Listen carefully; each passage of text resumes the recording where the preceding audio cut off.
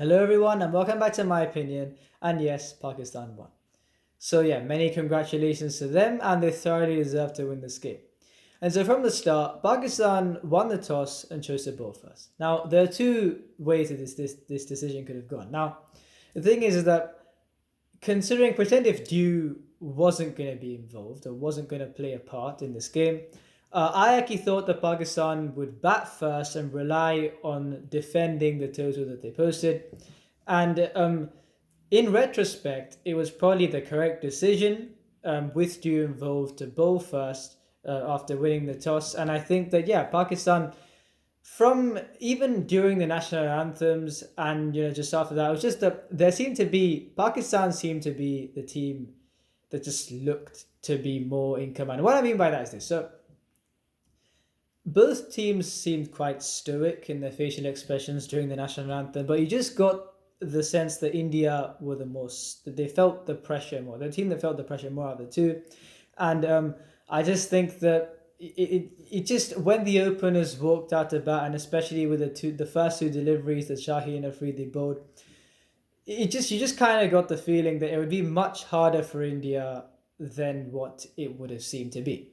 And I think that, yeah, and I wasn't surprised because I gave Pakistan a chance in, well, quite a decent chance in my previous year, because if you look at this 11 and the 12 they shortlisted, it is not bad at all. And it's actually, if you're looking at that, it you there is no way you can write off this team at all, because yeah, it's a quality side. And I mean, Shaheen Shah Afridi got on a roll and he got those two quick wickets, which really it shocked India. And I mean, especially you're looking at, like, India had to play catch up for the rest of this game basically ever since these two wickets. And I mean, yeah, the fact is that what happened was Rohit Sharma got out for a golden duck with a ball that kind of straightened up in an almost Yorker length and caught him plumb LBW. And KL Rahul, and I think the third over, got bowled with a ball that kind of straightened up around off stump. And India were rocked by Shaheen Shah Afridi. And yes, Surya Kumar Yadav hit a six, and then the third wicket partnership lasted to about 31 when until Surya Kumar Yadav got out caught behind of Hassan Ali. Now, this dismissal, actually, I mean, it actually shows how good Pakistan were that I'm going to say this, because this dismissal was the only one where I actually thought it was a batsman's mistake. There was no footwork. It was kind of a wide delivery, just slashed at it. And he was playing well as well, so it was a shame. And the thing is that this was the only dismissal that I actually thought was the batsman's mistake, because of the other ones, it was either the ball was excellent, or it was a place where the batsman had to go for the big shots, or there was, you could say that there was. You wouldn't blame them for going for it. Like in Rishabh Pant, where he was on 39 of 29, he hit two one-handed sixes, one over square leg and one straight down the ground. And so since he was hitting the ball well, he had every kind of right to take on Shadab Khan. And I know it failed, but I wasn't really fussed about that shot, because you could see why he played that shot. But yeah, apart from Surya Kumar Yadav, there was actually no dismissal that you could say was the batsman's fault. And that's how good Pakistan were in this game. Um, India were always playing catch up, and I think that yeah, the fact is there was a partnership of about, I think, yeah, 53 after the 31 for 3. And I just think that then you kind of thought that India were wrestling control back in the game. And I didn't actually think that Dew would be involved at that point. So I thought even if India get to 150, yeah, 150 odd, I thought they'd have a very good chance. And Rishabh Pant got out, caught off Shadab Khan, who bowled. And I think that the thing is, Shaheen Afridi getting Pakistan those two early wickets, it rocked India, meaning that I'm not saying the other bowlers wouldn't have bowled well anyway, but I am saying that it gave Pakistan the mental edge and definitely gave the other bowlers kind of this cushion that India were on the back foot, and they had a better chance of really getting the overs in and bowling well. And the thing is, they still had to bowl well, and they did that. I think Shadab Khan was magnificent today. He effectively did not bowl a bad ball. And I thought the unsung hero of the game was Harris Shroff, because I said in my preview that he had been giving runs. He bowls at express pace, but he's been giving runs. And the fact that Nasser Hussain, I think he said something along the lines of, he hadn't really seen him bowl a slower ball, and nor have I really.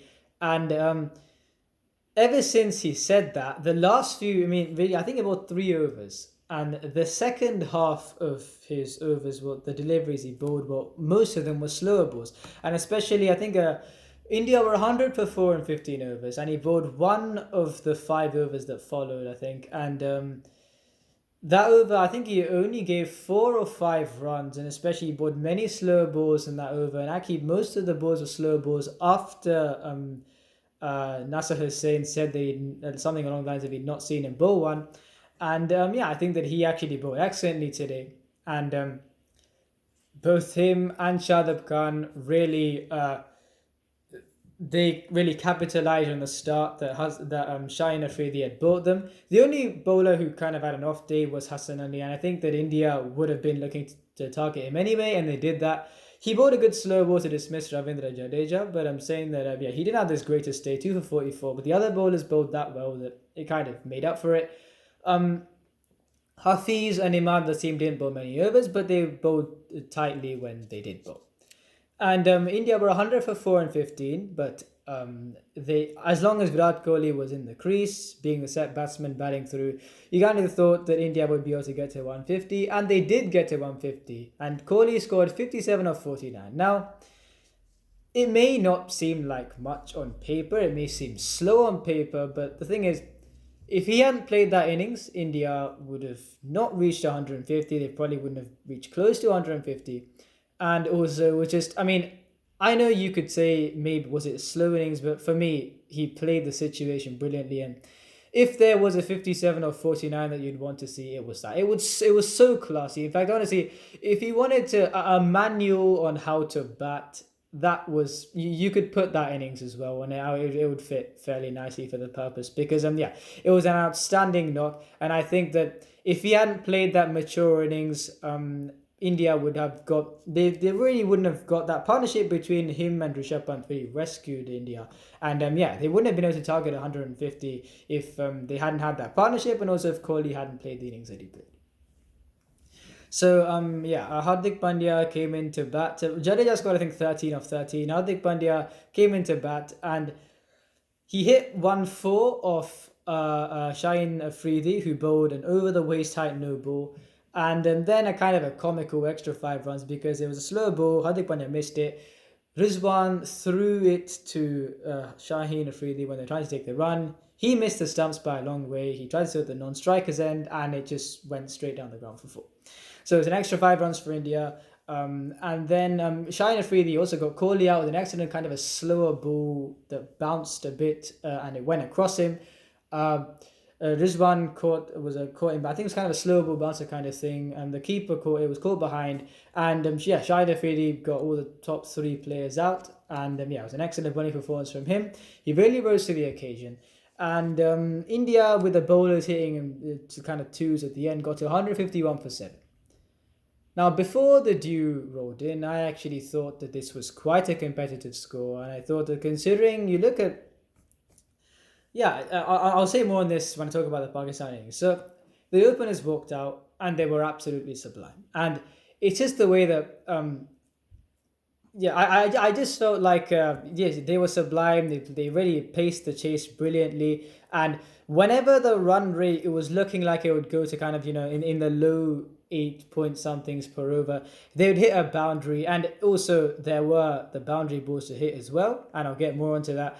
And there was an amount of quick singles that they ran. It was just the fact that even if they didn't time the ball properly in some stages, they still found the gaps on the offside, and they ran, especially Rizwan was the one who initiated that quite a lot. And yeah, it was a wonderful chase where they won by 10 wickets. And the thing is, they were 18 without loss in 2 overs. And the reason why I thought India were in the game was because of this, right? You look at Pakistan, apart from Fakhar Zaman, maybe Asif Ali, these are all touch players. Yes, they can accelerate, especially Shoaib Malik and Mohammad Hafiz showing he can as well, but these are all, especially Babar Azam, Mohammad Rizwan, are touch players.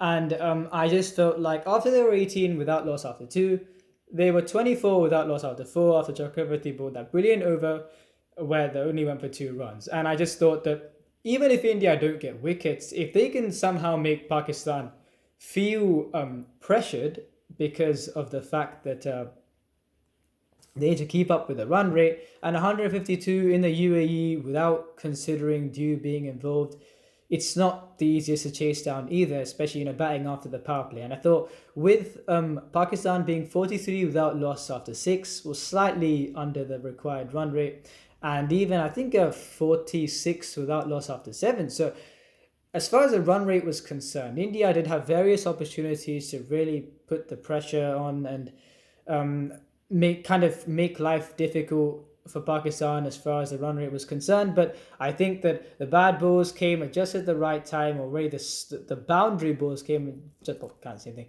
just at the right time.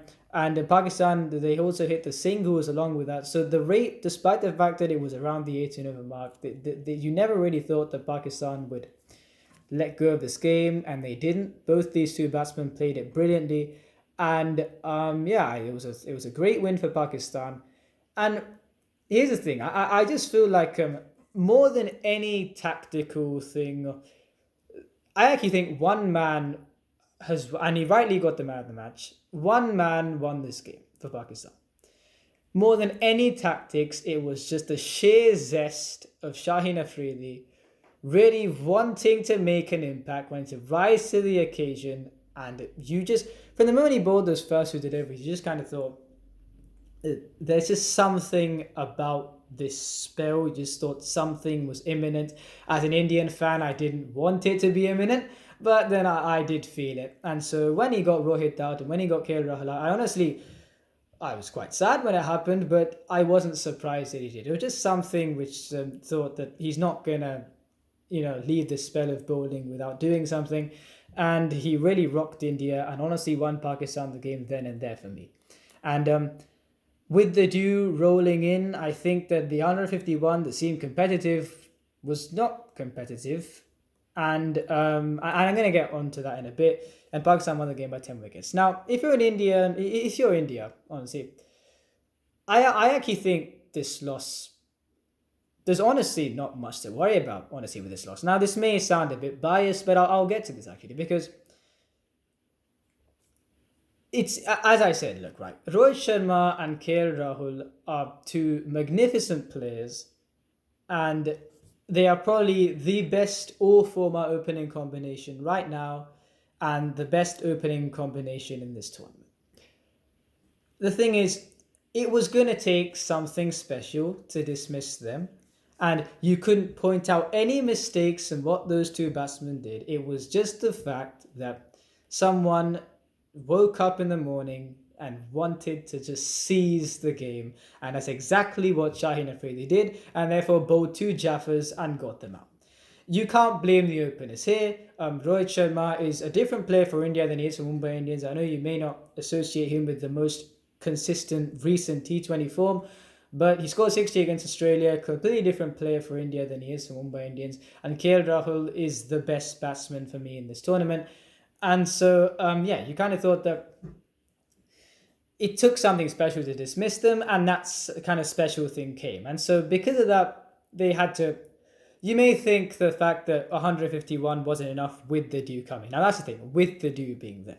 Because either side, if they had lost 2 wickets, 2 integral players for the team, if Pakistan had lost Babar Azam and Mohammad Rizwan Ali, they would have also consolidated, and they would have probably had to play the catch-up game. I mean, okay, also, this is one thing losing the 2 integral players early on. Another thing, as I said, look, the pressure in this game surpasses anything I would say in cricket. I mean, it probably would surpass a final against some other team. And there are many Indians and Pakistanis, and from an Indian side, there are many Indians who would probably take India beating Pakistan over India winning the World T20.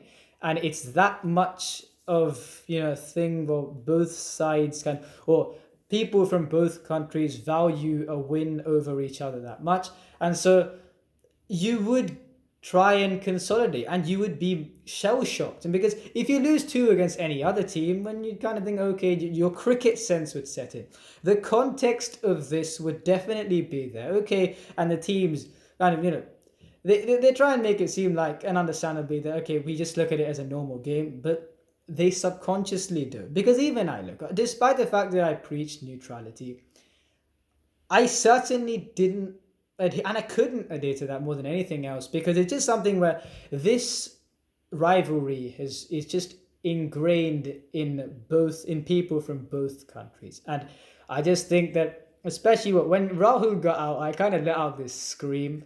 And it was just the fact I just couldn't control myself. And the thing is, when after Pakistan got 2 runs, the last 2 runs he needed to win the game, um, I just for half an hour or so, I just didn't really think of it. I just felt this rain cloud in my mind for about half an hour that India lost to Pakistan. It's just ingrained in the people of both our countries. So I just think that the context of the situation kind of overtook any cricketing thing here, because this encounter is certainly, yes, it's channeled via cricket, but in this occasion, but it really, we all know that it is for sad reasons off the field, but because of the magnitude of this occasion, yeah, it's the fact that both teams would have had to consolidate, and both teams would have been trying to play catch up. And I think that as far as the due is concerned, you look at the fact that, look, there are 2 things here, right? And the one thing that did not go well for India, the reason why I think that out of all the bowlers, I think Shami and Bhuvneshwar Kumar, they had off days, and India lost because as far as things in their control, they lost because those two did not have great days at the ball. And Bhuvneshwar Kumar, he's had kind of a form slump, because I think a lot due to injury, because he had rust because of injury. He hasn't been playing regular cricket, and he's only kind of been playing. He's come back in the second leg of this IPL, and even then he's been hit around in that. There's been some indecision there, and so his form has always been under a cloud. He also gave 54 runs against England as well. So it is kind of it's a mixture of both those things. And Shami, the thing about Shami is this, right? Especially in the past few years, in white ball cricket, it's always a will he or won't he factor when Shami's bowling. And the thing is that you don't quite know what you're going to get from him. He can make the ball talk early on, but there's always a side of Shami's game, or what. It's like this. So you're either worried about his death bowling, which if, for example, I remember in the ICC the 50th World Cup, he bowled against England, he bowled great at the top. He got 5 for 69 in 10 overs, but he gave, I think, 44 runs in his last 3 overs of the death. And you're worried about his death bowling, because you don't quite know what he's going to offer there. In the IPL, sometimes he's bowled well, but in the other times he can go for runs. And also the fact that since if the dew is rolling in, and also the fact that in a pressure game, has in the India-Pakistan encounter, as well as the fact that this is the main one, more than the other two, really. I mean, the dew, yes, but the India-Pakistan, I just said it because obviously it is there if the team's kind of deflated, but the main one is that he's not a bowler who you can say that you have to take wickets without conceding runs. He just doesn't like that kind of situation. He wants a full freedom just to express himself, and he'll give you wickets. But if you're saying from saying the target's 152, the dew may be rolling in there, and they would have known more than anyone else whether the dew was there or not at that point in time, and it probably was there. And it's the fact that Shami would not have liked that situation, and because of the fact that he's not been a concrete, but you'd never quite know what you're going to expect from him in white ball cricket, and also the fact that he doesn't like bowling in a situation where he can't give runs and also has to take wickets, and he feels kind of you can't really get the best out of him, because he's kind of there is some kind of a shackle. Like, he likes it when you can just go all out and bowl, and regardless of whether he gives runs or not, then he has the freedom to express himself. And yeah, because of that, I think that Pakistan, look, they capitalized on the fact these bowlers did not bowl well. And the thing about Bhuvneshwar Kumar, here's the thing here. So there's this one ball that he's been bowling. I've actually seen he's been bowling this ever since he's come back from injury. More of this, and it's the ball where it's the length, but kind of the length ball just outside off stump, and kind of yeah, just full of a length. And the thing is, even in the IPL, people have actually been hitting that ball for boundaries, and I don't exactly know what he's trying to do for that because he actually didn't really used to bowl much of that ball at all, but pre-injury, but when he was getting into before he was playing much more regular, kind of a sustained period of cricket before he didn't actually used to bowl that ball much at all or at all even, but. I have a feeling he's kind of overthinking it a bit.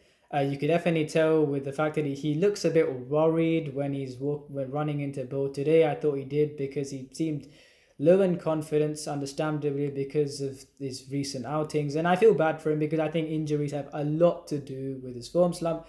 And yeah, I just feel like yeah, he's a champion bowler. For me, he's the most versatile bowler on the planet. And if he can just get back into some form, it will be great for India because, as I said, he's a brilliant bowler. And yeah, Mohammad Shami, as I said, in T20s is always, you never know what you're going to get from it. And yeah, because of that, I felt like, yes, those two had off days that hurt India. But here's the thing, India can actually take a lot of solace from. Varun Chakravarti, for 3 of the overs, I thought he was excellent. 3 of the 4 overs is excellent. Jadeja, well, yeah, he had quite decent figures today. And Bumrah was, I thought, was quite good as well. Yeah, those three bowlers were good. And the thing was that also, if you're considering what, defending 152 with due, and also the opposition wins by 10 wickets, at one point, Pakistan needed 17 of 18 to win. And if Bumrah had bowled the next over rather than Shami, and maybe if he bowled a good over, maybe India, I'm not saying, look, Pakistan may have still won the game, but maybe India would have kind of got some belief that they could pull something out of the hat. But yeah, I actually like what I'm trying to say is that considering that there was due and considering they were kind of deflated, I think that India stalled the defeat quite well, and even in conditions that were unfavorable to them in the second innings. So it's actually an encouraging sign to take from there. And I know people think, look, we lost to Pakistan, but really, I feel like this loss is actually, it seems, and I'll say this even if Pakistan lost, it seems quite a lot worse than it actually is. Now, I mean, because there are obviously the due factor did play a big part, and the thing is, the only team that actually I think is completely in control of its own destiny, apart from the toss, is Bangladesh. I'm saying this because they play all their games during the day, so they have an 11 a.m. UK time start, and India's game today was a 3 p.m. UK time start. Now, during the day game, we saw in the earlier game where, especially in the first innings, it was not easy to bat. And yes, it was in Sharjah, which is harder to bat than Abu Dhabi and Dubai. But Bangladesh managed to score 171 with basically only two batsmen playing well. Naeem Sheikh with 62 and Mushfiqur Rahim with, I think, 52. Yeah, it was just, yeah, something around those lines. And they got to 171. Now, maybe now the thing is this may have not completely been the case, but I think that there is something to what I'm saying here. The fact is that if this game had been an 11 a.m. UK time start, Dew may have not been in the equation at all, and 151 may have been much more defendable than what it actually was. With the sun shining on the pitch, I think that it would have the slower bowlers would have got much more purchase. And with the encouraging 3 overs that Varun Chakravarti gave, I actually think that he would have been much more threatening on this pitch. And also the fact that I just felt like as I said, the majority of the Pakistani batsmen are touch players. This would have been a great situation for them in this particular in Dubai in the night game because with the dew there, a deflated India, and they not much to chase. 152, it's kind of a total that they like to chase, and so they can just play the way they want to. They don't have to try anything different. If this was a slower surface during the day game, would they have had to play in a different way? Babar Azam and Rizwan, would that have exposed the middle order? I mean, look, there's all things that you could ask, and there is one thing, but yeah, so obviously, yeah, I think that could also come to play. But there is one thing which I think that India did get wrong. Now, again, this may have not been necessarily that much of an influence in this game, considering that if Pakistan had also won the toss, chose to bowl like they did, would these bowlers have been effective because of the dew? You could say that, but I actually think that, as you said, as you would have heard in my preview, I actually expected Thakur and Ashwin to play because Hardik Pandya, he's not, he doesn't bowl now because of a back injury, and that it may get aggravated, so he doesn't. He plays as a batsman now, so he doesn't bowl. And today he's got a runner ball. He's got a knocker, a runner ball, and also the thing is he actually didn't take the field in the second innings because he got hit on the shoulder by Shaheen Shah Afridi, and so yeah, Ishan Kishan took the field in place of him. And so was there actually any point in playing him? Because I'm seeing that in the UAEs, in the IPL and stuff, the fact is that the middle order walking in to try and accelerate, it just doesn't work. The top order, whoever is one as at least as one set batsman has to bat like from the top order. You saw Naeem Sheikh in the previous game. He batted, and also Mushfiqur Rahim for the middle order came in relatively early, so he could also build innings and get going. But Hardik Pandya didn't have many overs left when he walked into bat, and so continuing the theme that batsman at he batted at number 7 today. Is it really? And can you really expect someone considering the trend we've seen from the IPL as well, a number 7 in these conditions walking out when it's not easy to go from ball one, it was when there are not many overs left. It was a bit harsh to have expected him to do anything much. Well, I say harsh, but it's probably like, yeah, you wouldn't have expected you wouldn't have expected him to do anything much. So instead of him, you could have probably focused on more the bowling side, where if considering someone batting at that number would not be able to bat to their full kind of capabilities. Shardul Thakur can bat a bit and also provide the bowling option. Shardul Thakur, Bhuvneshwar Kumar, and Bumrah would have been 3 paces. You could take a potentially expensive Mohammad Shami out and put R. Ashwin in, who could bowl in tandem with Varun Chakravarti. Now, if I had to pick one spinner in the team, it would be Chakravarti ahead of Ashwin, but I just think that Ashwin's also economical as well, and I think both of them bowling in tandem would have caused more problems for Pakistan than Shami, who had an off day today. And again, with the dew, it may not have worked it may have not still enabled India to win the game. But with 3 of the overs Chakravarti bowled, I actually think that considering that there was dew, and even Jadeja bowled well today, and yeah, I actually thought that apart from Bhuvneshwar Kumar and Shami, the other 3 actually bowled quite well. And yeah, considering the situation, they bowled quite well. And so, yeah, I actually think that despite the fact that India have lost this game by 10 wickets, it seemed like a bad loss, it really isn't that bad of a loss as it would seem. But congratulations to Pakistan. They were the underdogs coming into this game. And I just think that the fact that that burst at the top and the enforcement from the other bowlers actually enabled the whole thing gelled together, and it enabled Pakistan to win the game exactly how they would have wanted to win it. Chase not that big of a score, it wouldn't force your batsmen who are in very good form and have an opening partnership which has a great record. It wouldn't force them to try and play differently to how they usually would play, and they played in their comfort zone, managed it brilliantly, hit boundaries when necessary, rotated strike, and yeah, Pakistan won, and they very deserved it. And yeah, for India, as I said, this isn't as bad of a loss as it would seem, and for Pakistan, well done. If you enjoyed this video, please like and subscribe, and please share this video with your friends. And remember, this is my opinion, what's yours?